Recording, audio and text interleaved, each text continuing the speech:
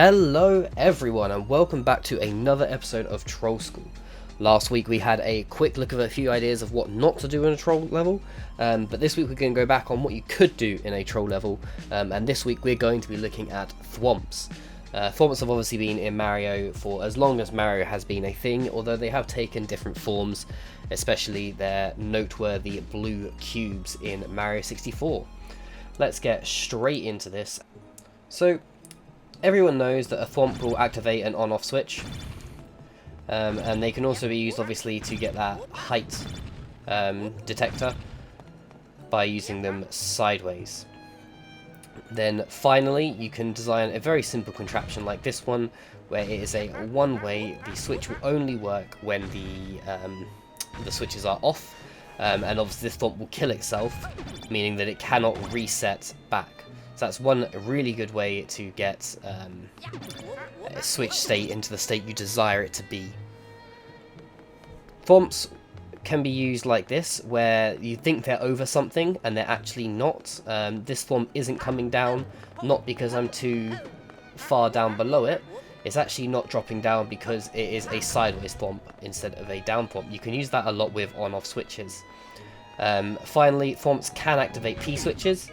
And this sideways Thwomp is included in that, and you can create an infinite P-switch room like that. So this could be used in a sort of CP1 setup, where when you return to the CP1 room, you enter it in a P state, and it keeps its P-switch state going, allowing you to progress through the level. A good example of this was in a troll level by Overdramatic, which I will put an iCard for in the corner. So the most obvious thing to do with the on-off switch and Thwomps is to have a platform that when you jump to, you can just see it at the top there, when you jump to, it changes the state of the on-off switch and allows you to progress through the level. Obviously this, as you jump to it, it will just disappear and you will be forced to fall into the lava if you don't jump quick enough. It's a really simple idea, but it has so many uses. You can also bring that Thwomp down a little bit, and like we had in the previous room, have it as a sideways Thwomp, so that you don't realise that that is the case. This particular example is used because when you jump down here, you might not realise that you're going to fall through if you're not quick enough. And that leads us to this, one of my favourite Thwomp contraptions that I have ever worked on. As you can see, you need to activate a P block to access the door on the right there. So if we go through this door first, we'll find the P block blissfully given to us, and just need to ride a platform across. And as you drop down, unfortunately the platform moves to the other side. So you go to the other side, and of course by the time you get there, it's already on its way back the other way. There is no possible way to outspeed this platform. If you come this side with it on that side, it doesn't bring it over to you. And we'll talk about how this works in a second, but the point is that you can't get this P-switch. Now, I have set this room up specifically so the player can't die without jumping in the lava, so providing they don't have the desire to get a slightly burnt bottom, they can make their way back through this door, where from a previous setup that happened off screen, some cannons will come down and allow you to proceed. So this will show you the mechanism for this, and it is quite a simple setup actually. So you have a muncher here that will stop the Thwomp hitting the on-off switch, as you can see, and when the on-off switch is the other state, the Thwomp can now make it over there, and that muncher will now block it. So it's a one-way state. It's a really simple setup, and you can build so many great things with it. That anti-soft lock just being one of my favourites. So the second thing we're going to look at is surprise Thwomps and how they can come about to you. Now, these are in the Super Mario Bros. 3 theme, but it's not necessary. So here, you need to get through these bricks up here, and obviously you need the mushroom that is in this block. So you come over here to hit the mushroom, only to find that it's a coin, and oh dear. The P-switch will show you that this block on the right has something in it.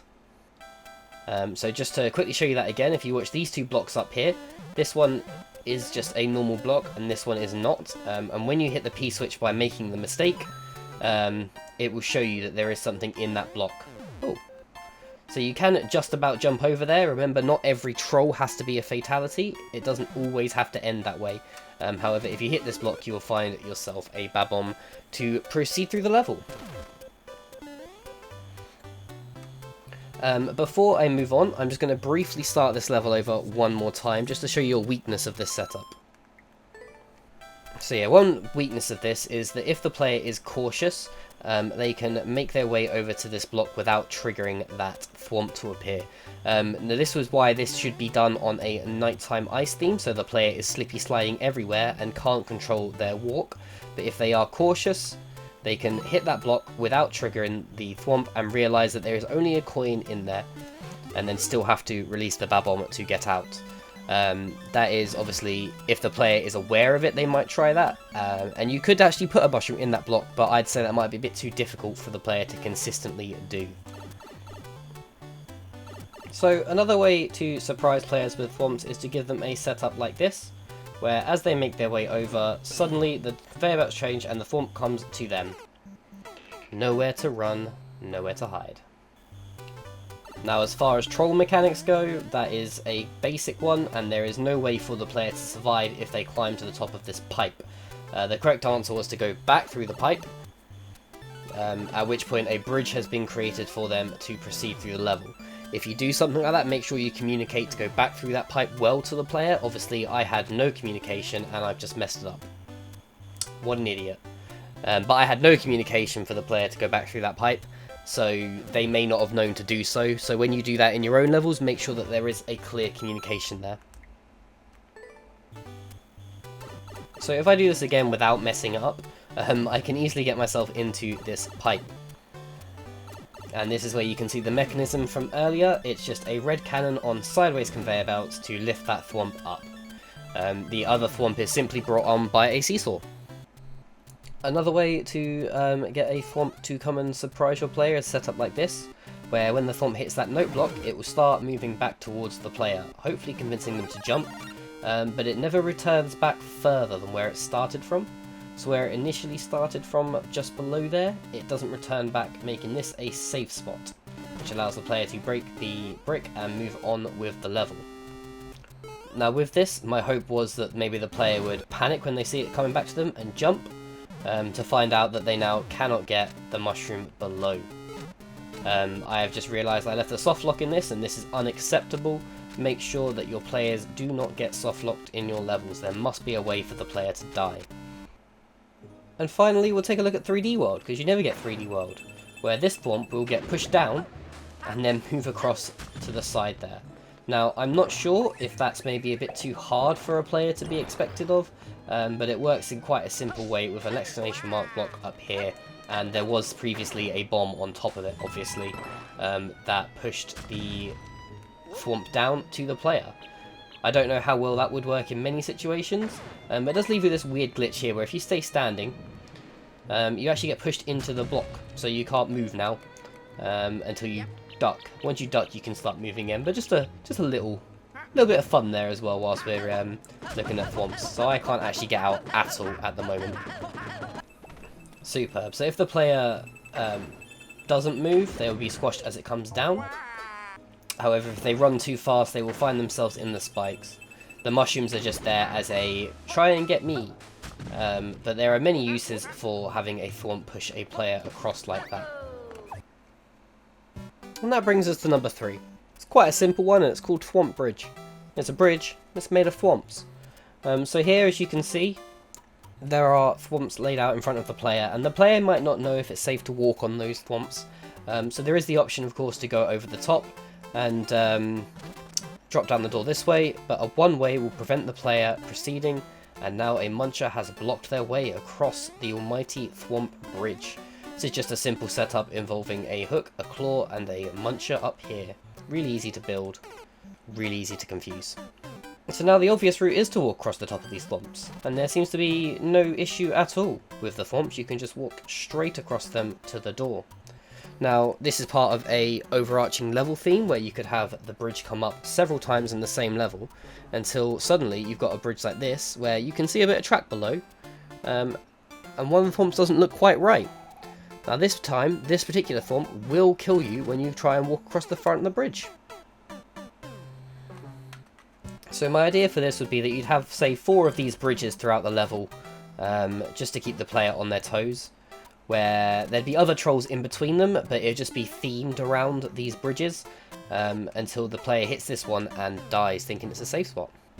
Maybe you could put a checkpoint at the end of each bridge, so you have 2 of the bridges in the level with a checkpoint after each one. The player sees the checkpoint and runs towards it, but doesn't jump over the thwomp and thus dies. This muncher is just misaligned. It should be going down there, but unfortunately I set it up wrong, which is my own fault. It should be 2 blocks to the left. Theming trolls like this are really clever because they teach the player that something is safe and then take away that safety. For those of you who watch other YouTubers with troll levels, you will see this all the time where there are vine climbing sections, for example, which is safe one time, safe the next time, and then not safe the third time, causing the player to die. Next we're going to take a look at the thwomp doors. So here, as you can see, the thwomp crushes down above the door. So when you go through the door, you have to hold to the right to avoid being squashed by the thwomp, only to find that you're not actually going to be killed by the thwomp. You're actually in a different place altogether. Now the way that this would work in a setup situation is a situation like that where you have seen the P door with the thwomp above it, crushing where the P door is. So the player should be holding right as they go through the P door, only to find themselves instantly hit by spikes to the right because the doors don't line up. Now the drawback to this obviously is that it uses a lot of doors to get it done. However, in the level that I did use this in, I actually used that door later on in the level so that you had to remember that it happened. And you remember that you saw it, and in the particular example you actually went through the door with the intention to hold left when obviously you need to hold right. So just little ideas like that when you think about the macro of your troll level. Of course, if the player now knows about it, it's really easy to avoid, and that is a key part of any good troll, is once you've made the player laugh, just let them get on with the level. And they can just slide to the wing. Again, in 3D World, when it comes to thwomps and doors, you can set them up so that they will push the player. Obviously, like we said before, in 3D World, the thwomp will not kill the player with spikes. It will simply push them along. So the way that this works, or hopefully works I should say, is that the player would see this thwomp coming and try and jump up here. I would try and make that more obvious that they need to jump up there as an escape route, because it might lead to more mistakes, or more likely mistakes, sorry, if it's more obvious that they want to get up there. Of course, once they do manage to get up there, they will find themselves having gone through a cloud in a one-way situation where there is no way out, and that was just there for the automatic on-off at that point. Again, I talk about it often, and I will never probably stop talking about it, but there is no way to die up here. In an actual level, this is unacceptable. There must always be a way for the player to die. So yeah, you can use this in other game modes where they have to run away from the thwomp as well, without it pushing them. But sometimes I feel like not having to worry about death every 5 seconds is what a player needs, just a little bit of respite as they watch the birds peck the sand in the background of 3D World.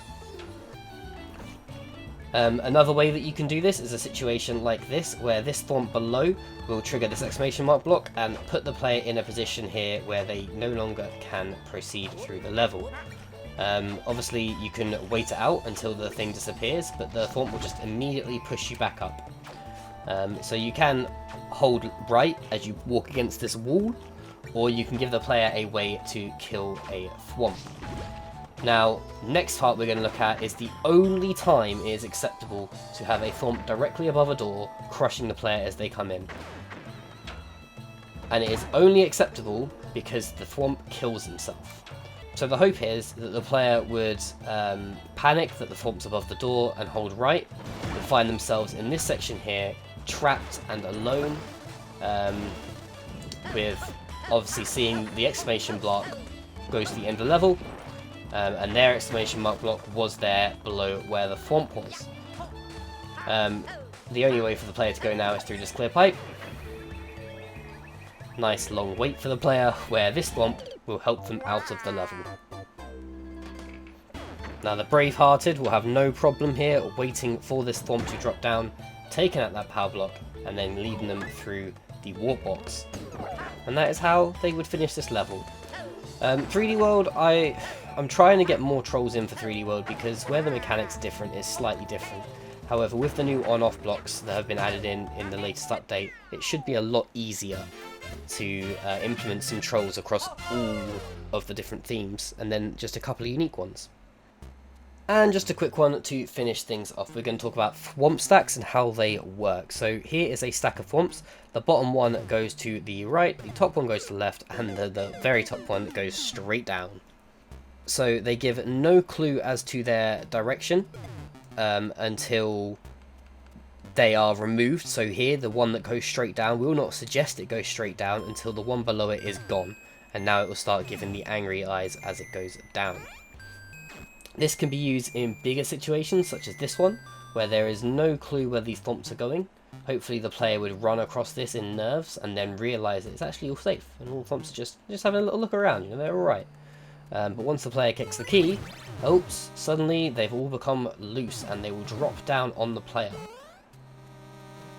This will make it difficult for the player to get back, so I've just given them a simple way to get a little Buzzy Beetle helmet, so they can now make their way safely under all of these mean Thwomps. Now, you could, if you'd wanted, to have made the solution to get the Buzzy Beetle and not go back through the key door and actually go up these springs and find something slightly more secret. But we didn't do that. We came to this section here where you need a key to get through the next door and finish the level. So, taking the same idea to a bigger scale, you have a room like this where you've got your Thwomps. Now obviously I've got my Buzzy Beetle helmet on, which you wouldn't want the player to have because you want there to be some danger. And they come to collect the key in order to proceed through the level. Something happens, and I would advise you move this across an extra 2 blocks so that they can't see what happened to that Thwomp, but I've left it there so you guys can see. And as they come back, they will find this Thwomp now angrily dropping down upon them. So that if they didn't rush through, they might not make it, or obviously if they just trick the Thwomp and then they can just walk underneath it safely, now with their key. Again, I have a Buzzy Beetle. Remember that any Thwomp trolls you set up, you make sure the player hasn't got any way to protect their head. And that's how that one will complete the level. Now, I don't think like there's much to say about Thwomps. They are a staple in Mario and Mario Maker as a whole.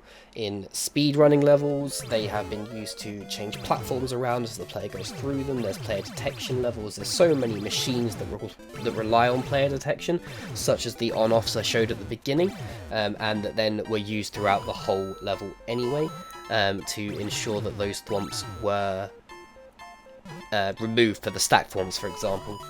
Normally, this is the point where I'd say, you know, this is underutilized in a troll level, or this could be used in so many different ways that you don't see that often or aren't meta at the moment. However, with Thwomps, they're used all the time. Everyone loves a Thwomp, and these are just a couple of ideas that you can then implement straight into your level. So there was 5 useful troll ideas from Thwomps. I have been Avalon, and I will see you next week for another episode of Troll School.